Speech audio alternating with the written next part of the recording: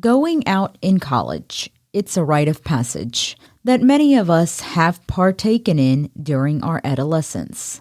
We can enjoy the freedoms of being out after dark, grabbing a cold drink, and blissfully being unaware of the dangers that may lurk in the shadows. Young women are especially prey to the horrors that hide behind friendly faces and kind gestures. You never know what has been slipped in your drink or what effects too much alcohol may have on your body. Optimism that we are safe when we go out for a fun evening is all but an illusion. We ride that high throughout the night. When we are faced with danger, oftentimes we are too inebriated to fight back. Over 1 year ago, a young woman attending LSU was the victim of horrendous crimes. 19-year-old Madison Brooks, a pre-law student.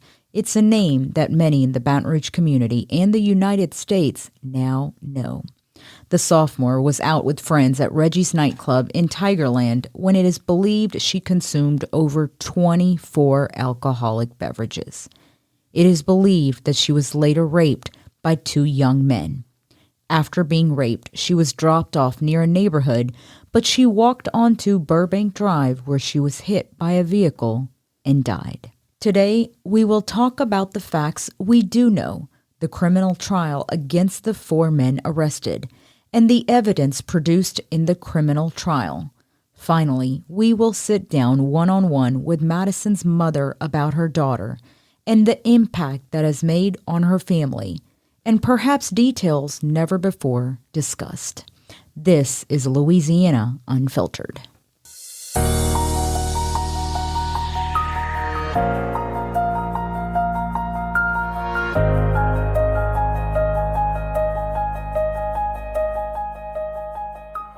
Here is what we do know.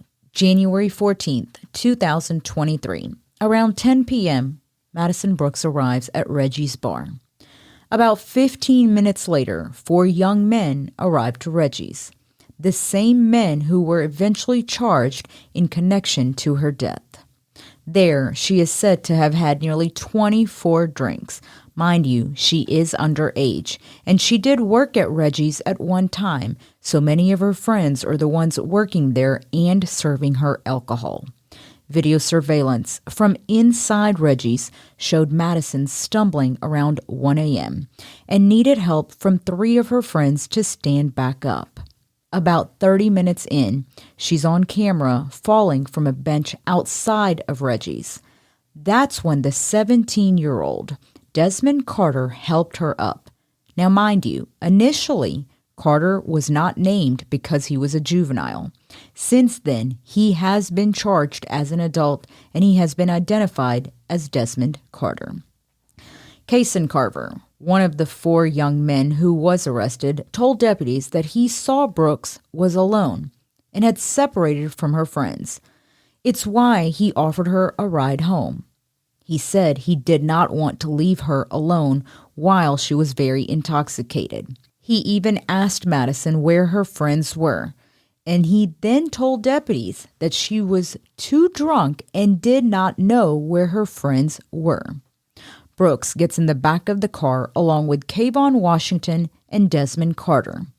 Kason Carver is the driver, while Everett Lee, who is Kayvon Washington's 28-year-old uncle, was in the front passenger seat. So Carver drives to a parking lot where he parks the car. That's when Carver says he heard Desmond ask Madison about 5 times if she wanted to have sex. He said he heard Madison give consent, despite having just said she was too drunk to even know where her own friends were. So Kayvon gets out of the back seat. Desmond and Madison have sex, while the other 2 men are still in the car, in the front of the car. Allegedly recording the entire act was Kason Carver. Now Desmond gets out of the back seat and Kayvon gets in. That's when Carver told deputies that he was not comfortable and, quote, hated it. Kayvon and Madison have sex, and after that, the guys are trying to ask her Where does she live? Not getting a straight answer, they drop her off to the Pelican Lakes neighborhood.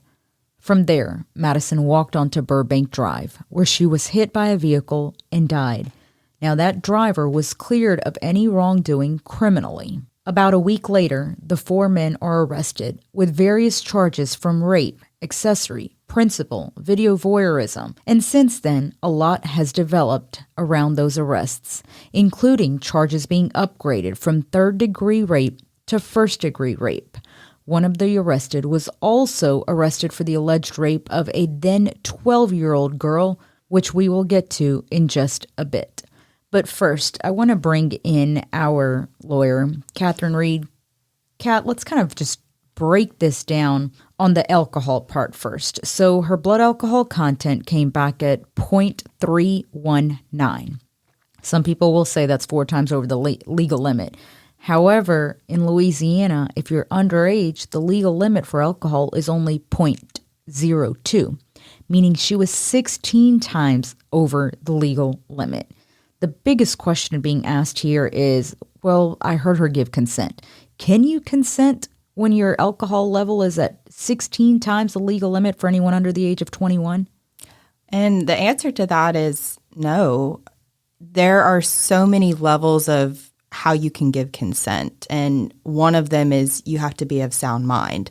And you being that intoxicated completely gets rid of that element of you being able to give consent with sound mind. There's a bigger question of why is there even a legal limit of 0.02 for someone who is under the age? It should be 0. Right. And I think that just brings in a broader question of how bad is alcohol consumption for people under the age of 21 in Louisiana?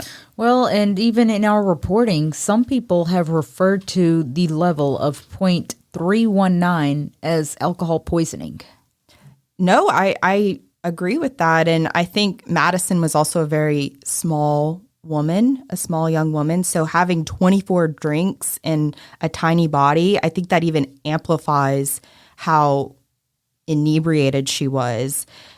I don't even know how she was walking around with that much alcohol in her body. Someone, I think, should have said, hey, maybe at drink 5, let's cut it off.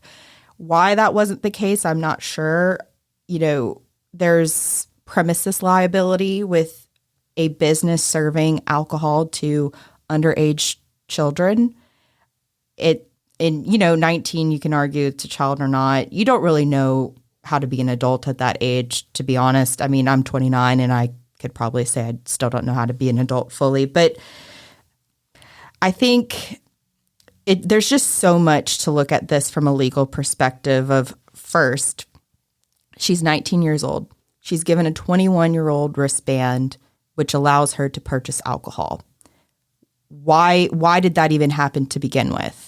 Which that plays a big role in why Reggie's has been shut down since then. Right, because you are enabling illegal activity when you are giving kids basically the superpower with this wristband to buy alcohol. So then, okay, she has the wristband. There should have been a second layer of checking her age, which would have been checking her ID at the bar. At the bar.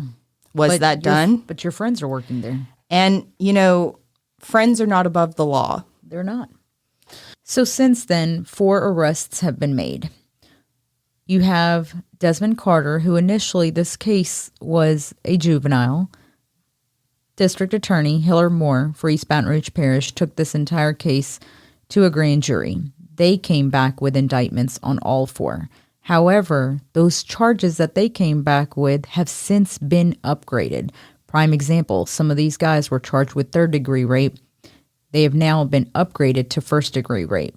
And, Kat, what is the biggest difference between first and third-degree rape? The biggest difference, Kiran, is with third-degree rape, you only have the max sentence of 25 years. But with aggravated rape, first-degree rape, you have a life imprisonment possibility with your sentencing and no possibility of parole. Yep. mandatory life in prison. Right. So that's huge. I mean, you've got a 17-year-old, 18-year-old, and the rest of your life to be spent behind prison if you are found to be guilty. So Everett Lee, remember, this was the uncle of Kayvon Washington. He was sitting in the front passenger. He was charged with principal to simple rape. Now, the two in the back, they were initially charged with third-degree rape. Both of their charges have since been upgraded to first-degree rape. And then Kason Carver, he was charged with simple rape, third-degree rape, and the most recent was the video voyeurism because he is accused of recording the sexual act that was going on in the backseat. And just to clarify, he wasn't the actual perpetrator of the rape. He just was essentially assisting in the illegal activity, which is why those charges were tagged onto him as well. Yep. Well, let's get to Kayvon Washington. So during our reporting, we have a mother reach out to us and tell us that her daughter has opened up and said that she too, 3 years ago at that point, which now it's about 4 years ago, was allegedly raped at the age of 12. So this 12-year-old, now 15, 16, she bravely spoke up. And I guess let's start there. Let's let you listen to that little girl's interview. May 23rd of 2020, I attended a party with my friend. While at the party, Kayvon Washington and another boy asked my friend if they could come to the where I was staying at the time to swim when the party finished. They all went swimming at the apartment pool. Afterwards, her friend wanted to sneak a boy into the apartment. The teen attempted to help her by covering her mom's Ring camera with a towel. But she says as the boy came in, Washington allegedly forced his way into the apartment as well. He repeatedly told me to come on, and I repeatedly told him no. After me saying no about 4 or 5 times, he pushed me, he pulled my towel off, and he pushed me onto the bed. And he raped me for almost an hour.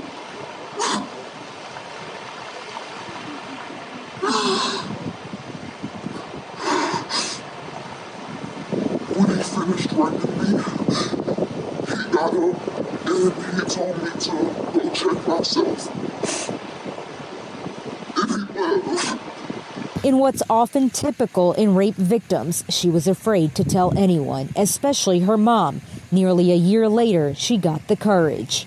One day, I wrote it all down in a notebook, and I left it open on my bed, and I went to school. And while I was at school, I texted my mom, and I told her to go read the notebook that was in my room. And so I went and read it. I mean, as a mom, the first thing, you mama bear moment, you want to fight everybody. You know, you want to tear everything up that hurts your child. In order to protect her daughter's identity, we're not showing the mother's face. The mom took her daughter to Children's Hospital, who called Walker Police. A report was filed with Walker Police on March 10th, 2021 against Kayvon Washington as the suspect in a first-degree rape. But the mom says she felt Walker Police ignored her daughter's case. I feel like after the police was told and they just kind of swept it away and never kept up with it, I just felt like she was never going to get justice. Now, we were scheduled for an interview with the Walker Police Chief on Thursday afternoon. An hour prior to that scheduled interview, a Walker spokesperson canceled it, saying no comment, and because it involved juveniles, they could not say anything. Now, what we have learned is that back in 2021, the Walker Police Department say that the suspect and victim had conflicting stories, so they hit a dead end. Then earlier this week, Washington was arrested in connection to Brooks' case, and the victim went public on social media. Then, after that, the Walker Police Department found a witness from the alleged rape in 2020, and they're now possibly pursuing charges against Washington. I feel like if Walker Police Department would listen to me when I told them that Kayvon Washington was a rapist. She would have never got raped. I feel bad as a parent because something bad happened to my daughter and I couldn't do nothing about it because what I tried to do about it, they didn't do anything. The teen victim bravely spoke up with hopes of encouraging any rape victims with similar stories. If you've been raped or sexually assaulted by Kayvon Washington, I want you to know that you're not alone. And I know it's hard, but if you speak up, hopefully you'll get justice, not only for Madison Brooks, but for all of us that he has done it to. So, Kat, listening to that, I think one of the biggest quotes for me that grabs me is that had Walker Police listened to me back then. Yeah, I think also going off of that, she mentioned if you have been raped by Kayvon Washington. That was eye-opening for me. The fact that she knows that there are other women who have potentially been impacted by him. It almost sounded like if you have been impacted by Hurricane Ida, call this number. Like, it just called to my attention, like, oh my gosh, this guy has impacted so many young women in the area, not just Madison, not just the girl that we interviewed. And a third one he's a suspect in. Exactly. And who knows who else that they just don't feel comfortable coming forward. But it's just gut-wrenching to hear someone do that to this person, but also Madison Brooks. And it just seems like it's just this growing cycle that keeps getting bigger and bigger and bigger. And why? I think that's the biggest question of how can you go to sleep at night doing this to so many people? And I think one thing I want to stress is that the outcome of that report, that initially Walker Police was set up to interview with us when I reached out to them about the story. By the time we loaded up from interviewing the young girl, I had a voicemail saying they were no longer going to interview. We got into an argument because they tried to tell me that because it's juveniles, they can't tell us anything. That's not the case. You can still tell us the facts of what happened without mentioning any names. Absolutely. Newsworthiness laws allow for this type of information to go out to the public, especially because of the criminal now aspect of it. Well, and oddly, magically, this witness appears 3-4 years later, and the witness is who corroborated the girl's story, and he ends up behind bars the very next day after our story airs, charged with first-degree rape. I think it's just so important for young women who have been impacted in these situations that your voice does matter, and justice will come forward if you speak up. You don't have to say your name or anything of that nature, but just telling your story could get the right people through the justice system. Yep. And Madison Brooks may no longer be here to tell her story, but her mother is. Her mother is carrying on her story. Welcome back. We are sitting down with Madison Brooks's mom, Ashley. Ashley, tell us, who was your daughter? Maddie was very special. She was full of joy, loved people. She was always an easy child. I think God gives you what you can handle. And I was certainly a young mother. I was only 24 whenever I had her, and she was the only one. And she was just super easy, loved being around her family, her friends, loved to cheer, dance. She was a little performer. Her and I were extremely close. She was the only child for 9 years before her brothers came along, Aiden and Brady. So we had a very special bond. What have the last 12, 13, 14 months been like for you? Losing a child is the worst thing any parent can ever experience. So it's definitely the most horrific thing I've ever experienced. I try to stay positive and be thankful for the 19 years that I've had, but this has been extremely challenging. Focusing on the boys has helped me. I know that it's important to Maddie that I continue to live and bring purpose out of my pain, which is why I started the Madison Brooks Foundation. But it's been definitely a challenging roller coaster. And why don't you tell us a little bit about the Madison Brooks Foundation? The Madison Brooks Foundation was started immediately right after she passed. I knew that I wanted to do something special for her to honor her and also bring purpose out of this horrific tragedy. There's 3 main goals. One is to provide financial assistance to those in need, which we started a scholarship at LSU. The second is to advocate for the safety of young adults. And the third is to advocate for the importance of organ donation, which Maddie was an organ donor as well. You also made it a point to make sure Madison's billboard and the foundation made it to New York City in Times Square. Yes. Tell us about that. That was special. We wanted to promote the foundation, and that company came to us offering a space for 3 months in Times Square at a significantly lower rate than what most people would have had to pay to have something like that. So it was nice. It was special seeing her shine in the Big Apple. I think one question I have is about the legislation you guys are pushing with the foundation. I mean, how important is it that we talk about underage drinking in the state of Louisiana, and what legislation are you guys trying to get out there? That would definitely, a lot of those questions would have to go to Senator Mizell, because it's so hard what we can actually push through. I mean, I would love tougher penalties in this state where you can't even enter a bar until you're 21, like most states have in place. But I don't think that we're going to get there just yet. So we definitely want to have stricter penalties for the bars if someone is under 21 and they're in a bar or they're drinking in a bar.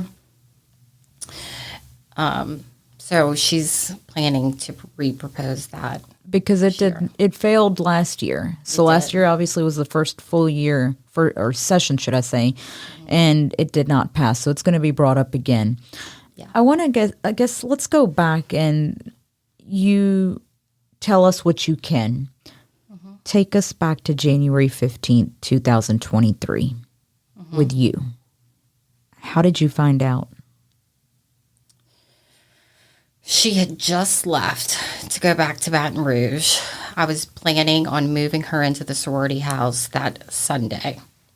She left on Friday. She had a friend's birthday party on Friday night. Saturday was supposed to be a low-key night because I was planning on meeting her on Sunday. We spoke several times throughout the weekend. We texted each other while she was at Reggie's. She texted me, sent me pictures of her and her friends like she always did. I told her to stay safe, that I'll love her, and that I'll see her the next day. I had emergency bypass on my phone with Maddie, so anytime she called, I would answer the phone. I would hear it. About 4 o'clock in the morning, Our Lady of the Lake started calling. I didn't hear my phone. It was on silent. 5 o'clock, they were calling again. 5:30, I believe they called a third time, and I woke up startled. I saw a 225 number, so immediately I knew that it had to be something with Maddie. They didn't give me much information. They just told me that my daughter had been involved in a very life-threatening, serious accident, and that she was in intensive care at the hospital. I knew I was in no state to drive to the hospital, so I called my parents to come over from the South Shore to bring me to the hospital. I had my husband stay with the other two boys because I didn't want them seeing her in that condition. We got to the hospital, and whenever you go to ICU, you have to get buzzed in. You can't just go in. It's locked, it's secure, it's safe. Whenever I said who I was, they put me on hold. So I knew something terrible was wrong with Maddie. Finally, after about 5 minutes, the doctors came in, brought me to her room. And that's when I knew that that would probably be the last time that I would see her. So it's still a blur. I think I was in shock. Couldn't believe what I was seeing. I knew that something had happened, and I just kissed her. I hugged her, and I told her, I promise that I will find out what happened to you, and we will get justice for you. Now, at this point, did you know anything? No, but I knew that she didn't have her phone. That's key. So a 19-year-old girl without her cell phone, you know that something is wrong for her to not have her cell phone. None of her friends were with her. She was alone. At that point, I knew that something terrible had happened. So in the following days, a lot starts coming together. Mm-hmm. The pieces of the puzzle start coming together. I guess from a mother's perspective, from the family's perspective, walk us through that. Mm-hmm. We knew that day that something had happened to her because of the phone. My family retrieved the phone. It was still at Reggie's, and they were able to get snippets of that evening from the video surveillance that Reggie's had. Did someone at Reggie's contact you that the phone was still there, or how did you guys know that it was at Reggie's? Because I had her on Life 360. So I knew that her phone was still at Reggie's, and she knew a lot of the employees that worked there. Because she worked there at one time, correct? She worked there briefly. I was unaware of that. I would have never allowed her to work there, but she did work there briefly. So they knew who she was and that she was underage. Do you think that helped in getting her inside and giving her drinks? Absolutely. But the other three were also underage, and they didn't have a problem getting in and were served as well. True. Well, walk us through. So you get the cell phone from Reggie's, and I guess those few days, walk us through those from a family's perspective, from a mother's perspective. Yeah, those first few days are just a complete blur for me. I stayed at the hospital. My mom and brother and sister-in-law went to Reggie's to get the phone. They also viewed the surveillance cameras that Reggie's had all over the bar and could see her throughout the night, even with her leaving. And that's when the criminal investigation opened. The first few days, all I did was cry. I slept in her bed. I was in shock. I'm still in shock. But I've come to accept that she's in heaven. She's at peace. And she's always a part of me. And this loss is also always a part of me. So I'm learning how to live with a hole inside of me. And so my life now, there's grief, but I'm trying to have periods of joy as well. That's what's important. It's tough. It's very tough. Yeah. Absolutely. I think one question I have is, when did you find out that Kayvon Washington, Kason Carver, Desmond Carter, and Everett Lee were involved with what happened to your daughter? When or how? Yeah. Was it through the media's reporting that No, all of us? thank goodness. Okay. The detectives were really good. They stayed in contact with her dad and I and brought us into the station and gave us the details of what they had and what they thought happened to Maddie. What goes through you as a mother to hear those details? It's gut-wrenching. You already suspect that has taken place just based on the circumstances. But to hear it, I fell to the ground and had to leave the room. Her dad stayed in the room, and I had to leave. Because at the hospital, what injuries did they tell you she had? She was completely brain dead,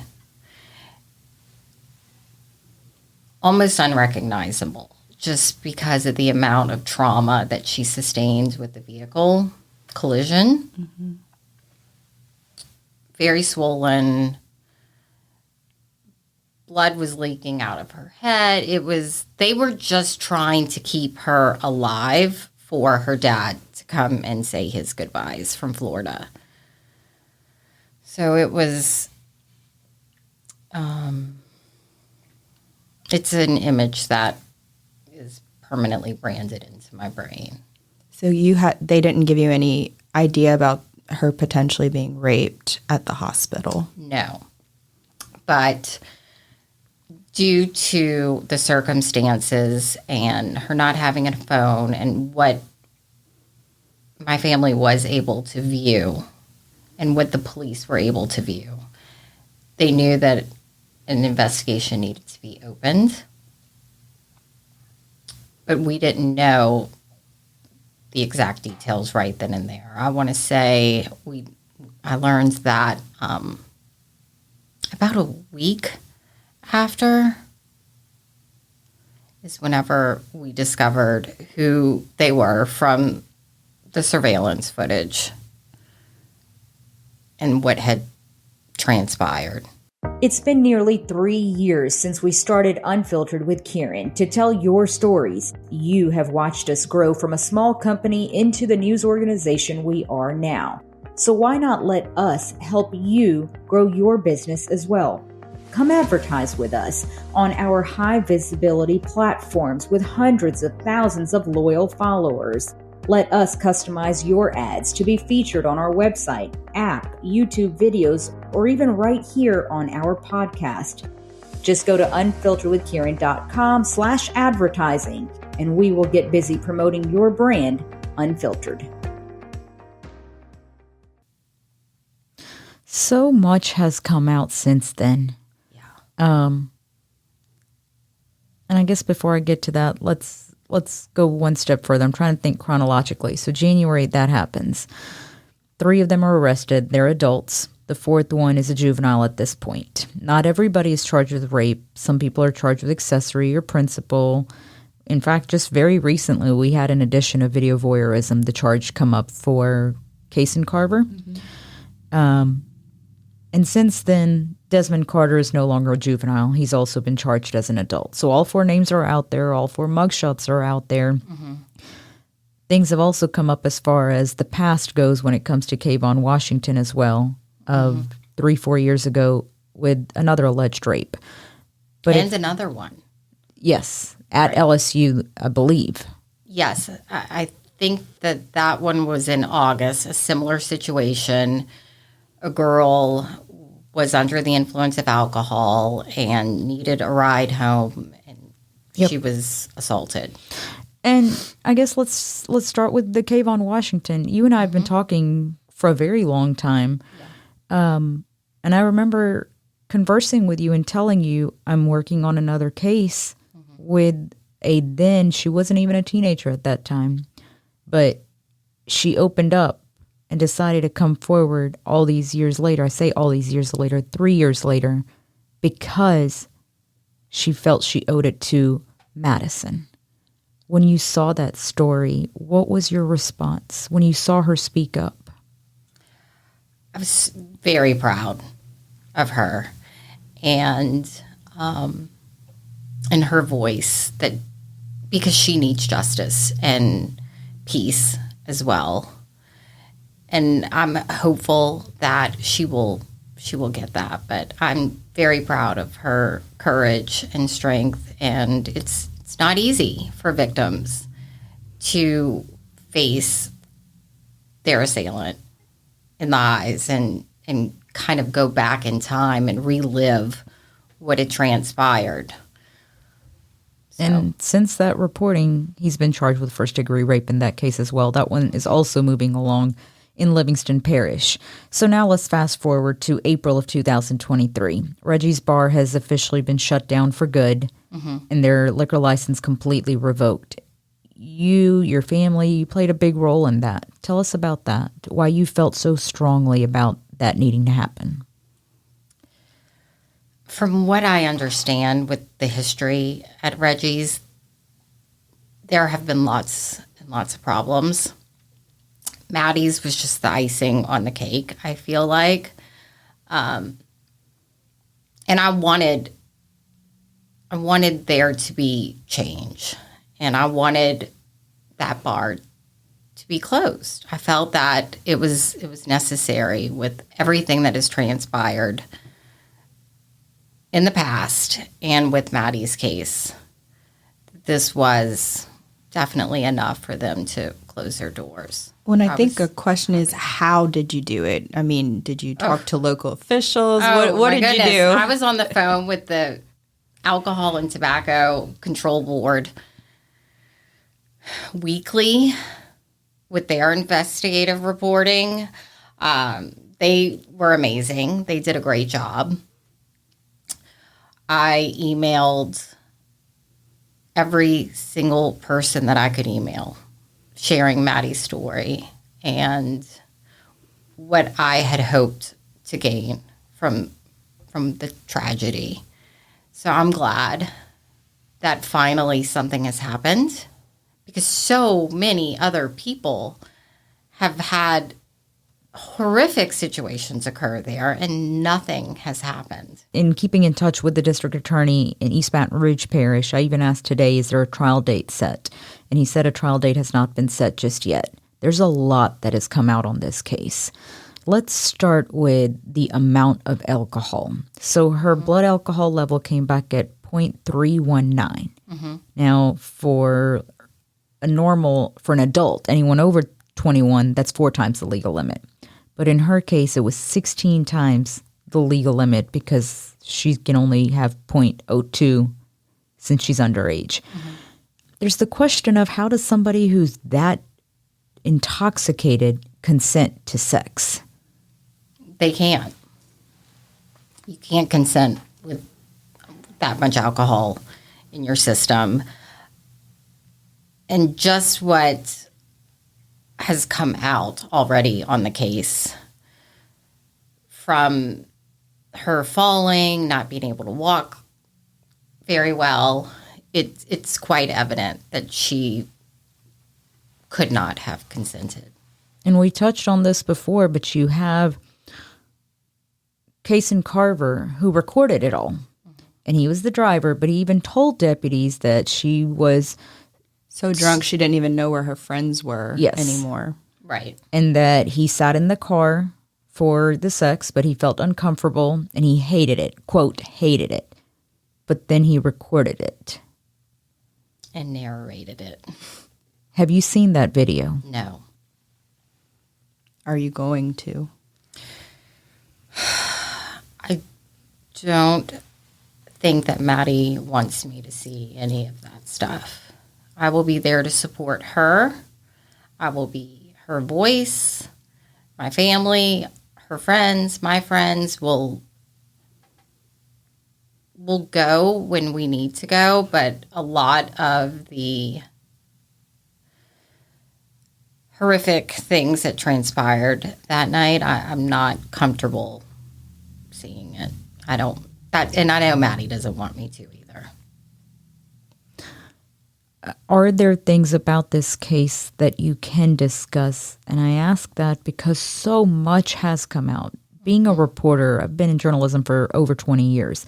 In this case, I mean, cell phone records, I know you guys fought that for a while, correct? Mm-hmm. Tell us about that. My attorney explained it to me that they could have access to the 72 hours prior. Mm-hmm. Yeah, that is because typically in Louisiana law, when there's a sex assault, prior sexual activity about the victim, is you can't admit that into court. But if it's with another person within 72 hours who could have potentially caused the sexual assault, that is allowed because it could prove that the person being charged didn't actually. I just don't think it's relevant in Maddie's case. Right. At all.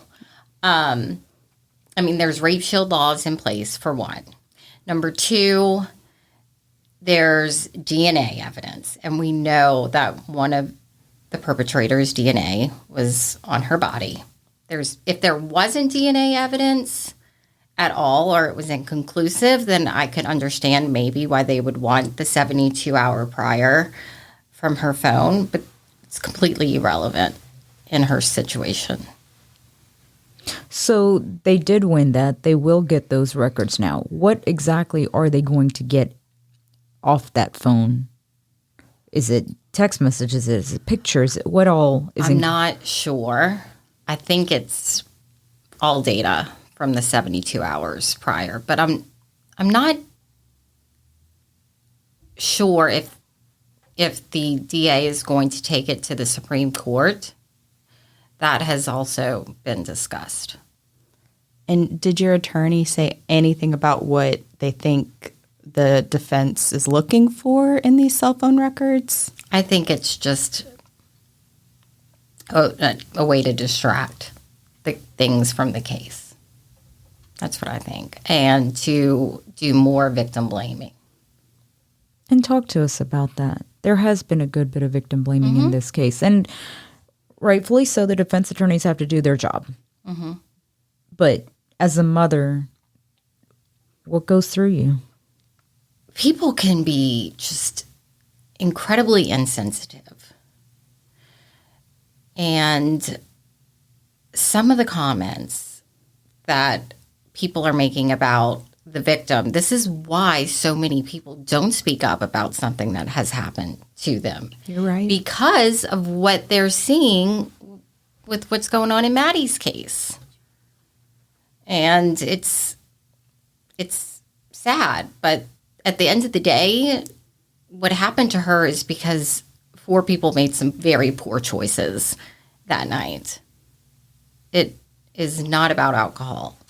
Alcohol is a tool. That's all that is. Are there any comments that really stood out to you that really just made you so mad and disappointed in the community about the victim blaming? There has been some comments made towards her level of intoxication that night. But let's remember that Maddie was 5'1" and weighed 100 pounds. She couldn't have drank that much. Ashley, you haven't spoken out a lot to many reporters. Mm-mm. Why did you agree to come talk to us? I really like you. I think that you do a fabulous job and you report on the truth. And you have followed this case from the very beginning. And that was why I was more inclined to, and I feel comfortable sitting down and talking about Maddie and the case with you. Well, thank you. How do you want to move forward now? What is next for you? What about anybody else? How do you move forward? Well, I don't have a choice. it's every day's a challenge. I have good days and I have bad days, but I do know that Maddie wants me to live, and she wants me to have joy. She wants the boys to have joy, and I'm trying to give them as much of a normal life as possible because their lives have been turned upside down, as well as other family members of mine. I mean, this has hit all of us very hard, the community very hard. Her friends are struggling. We're all struggling. So if something good can come out of it, like Reggie's being closed,